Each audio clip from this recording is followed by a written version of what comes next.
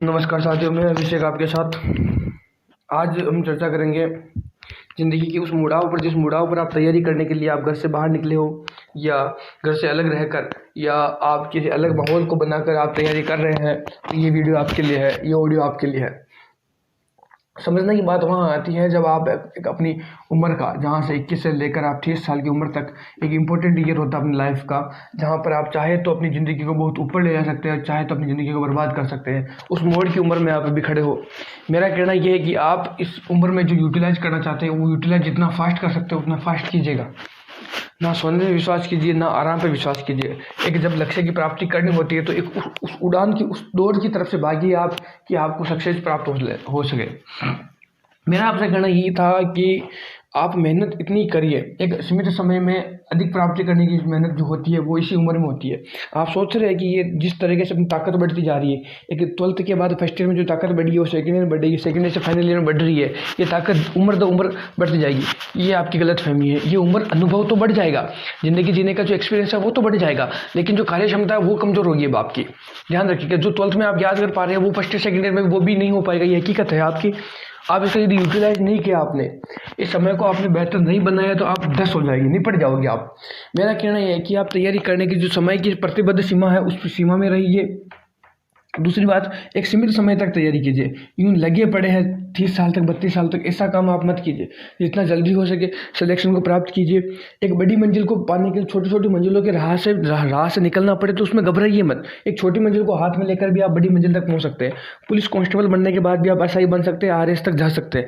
इसमें कोई बड़ी दुविधा नहीं है। यदि आपकी फाइनेंशियल कंडीशन ठीक है और आप तैयारी कर रहे हैं और आपको आगे भर्ती दिख रही है, तो आप डायरेक्ट बड़ी भर्ती पर कब्जा कर सकते हैं। लेकिन आप छोटी छोटी भर्ती पर जाकर भी अपना एक अलग लेवल बना सकते हैं। मेरा कहना यह है, एक चीज़ के पीछे मत भागिए। जितने एग्ज़ाम है सारे एग्ज़ाम दीजिए, जिसमें सिलेक्शन हो उसको एक्सेप्ट कीजिए। उसके साथ जो आपका ड्रीम है उसको आप फॉलो करके उसकी तैयारी कर सकते हैं। मेरा कहना यह है। इसके अलावा मैं आपसे बात करना चाहूँगा, मेरा अगला मुद्दा रहेगा कि कब तक करें तैयारी, किस उम्र के बाद तैयारी करना छोड़ दें, किस लेवल तक आपकी तैयारी होनी चाहिए। तो मेरी बात सुनिए आप।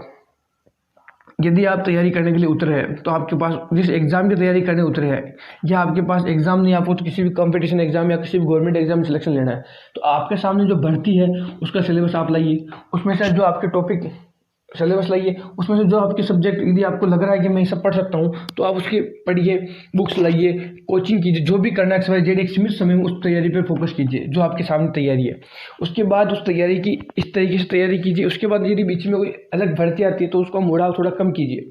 क्योंकि क्या मैं देखा कि मुड़ाव इस तरीके से बढ़ जाता है लोगों का कि जिस भर्ती के लिए उतरे थे मैदान में वो तो पता नहीं कहाँ गई।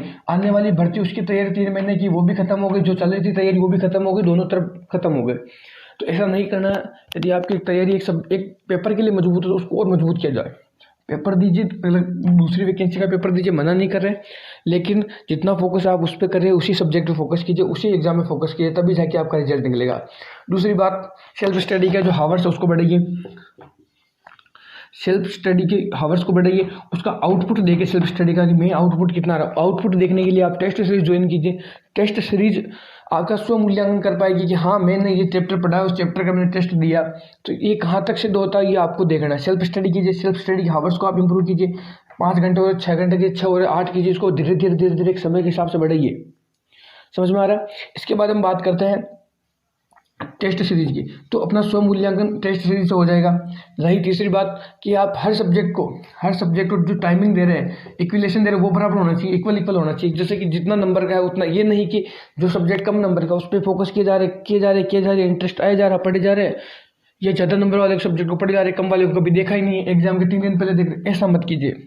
ये सबसे बड़ी गलती, सिलेक्शन न होने का सबसे बड़ा प्रभाव यही देखने को मिलता है कि आदमी जिस सब्जेक्ट में इंटरेस्ट आता ज़्यादा है, जिस सब्जेक्ट की महिमा गाया जाता है उसी गाया जाता है, जो बाकी सब्जेक्ट पढ़े हैं वो पढ़े ही है। ये ध्यान रखिए। जितने हाई मार्क्स का वो सब्जेक्ट है उससे ज़्यादा तो वो एग्जाम में देने से रहा। जो कम नंबर का है या कितने भी नंबर का, उसको आप फोकस सबको एक साथ लेके चलो। मैं ये नहीं कहता कि कितना 600 मार्क्स का कोई पेपर है तो 600 मार्क्स में आने वाले सारे सिलेबस के जितने जितने नंबर है आप सबकी तैयारी कीजिए, तब जाकर आपका कुछ होने वाला है। केवल 300 नंबर को पढ़ने से काम नहीं चलेगा। 300 नंबर को 600 नंबर के बराबर पढ़ने से भी 300 नंबर से ज़्यादा तो वो देने से रहा ना। तो 600 नंबर के जो सब्जेक्ट है सारे सब्जेक्ट को आप लीजिए उनको जो उनका टाइम बनता है उस टाइम से कीजिए, एक बार उनको कंप्लीट कीजिए, उसके नोट्स बनाइए, शॉर्ट नोट्स बनाइए, बुक्स पढ़िए, कोचिंग करनी है तो कोचिंग कीजिए, टेस्ट सीरीज ज्वाइन कीजिए, जो भी करना हो एक्स वाई जेड आप जो करना चाहते हैं उस एग्ज़ाम के लिए समर्पण देना चाहते हो वो एक साथ दीजिए, तभी जाके सिलेक्शन होगा। सालों साल लगने से कुछ नहीं होता, एक समय परिधि को बांध कर चलिए कि भाई हाँ मुझे ये करना है। रही दूसरी बात, सिलेक्शन को प्राप्त करने के लिए एक सीमा होनी चाहिए कि मैं यहाँ तक तैयारी करूँगा। आपके सामने वैकेंसी नहीं दिख रही है, आप पढ़ रहे हो, अच्छी बात है, एक समय तक पढ़ रहे हो, ठीक है, लेकिन जब परिवार की जिम्मेदारियाँ लेने की उम्र भी यही है, घर के काम करने की उम्र भी यही है, नए अपने शौक जो होते हैं उनको पूरा करने की उम्र भी यही है। इसी उम्र में सब कुछ करना होता है आदमी को। उन सब चीज़ों को आप में ध्यान रख के आपको चलना है। तो मेरा कहना ये है कि किसी भी एग्ज़ाम, नॉर्मल एग्ज़ाम की तैयारी आप 3 साल 4 साल से ज़्यादा मत कीजिए। इसके बाहरी दुनिया भी, पढ़ाई के अलावा बाहरी दुनिया बहुत बड़ी है। आपने पढ़ाई कर ली, आपने कोशिश कर ली, नहीं हुआ कोई बात नहीं, इसके अलावा बाहरी दुनिया भी बहुत है। इससे घबराइए मत, इससे डरिए मत। समझ रहे हो मेरी बात? इससे घबराइए मत, मत डरिए, कोई बात नहीं, नहीं हुआ डजेंट मैटर। इसके बाहर की दुनिया भी बहुत बड़ी दुनिया है, उसमें भी आप बहुत कुछ कर सकते हो।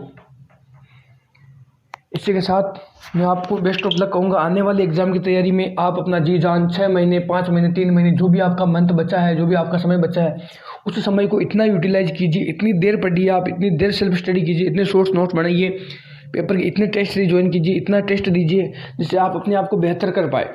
मेरा कहना आपसे ये है। इससे क्या होगा कि एक कम समय में आप बहुत बड़े लक्ष्य को प्राप्त कर लोगे। लक्ष्य प्राप्त नहीं होता है तो कोई प्रॉब्लम नहीं, लेकिन एक आप अपने अपने व्यक्तित्व में आप बहुत बड़ा बदलाव आपको यहाँ से देखने को मिलेगा।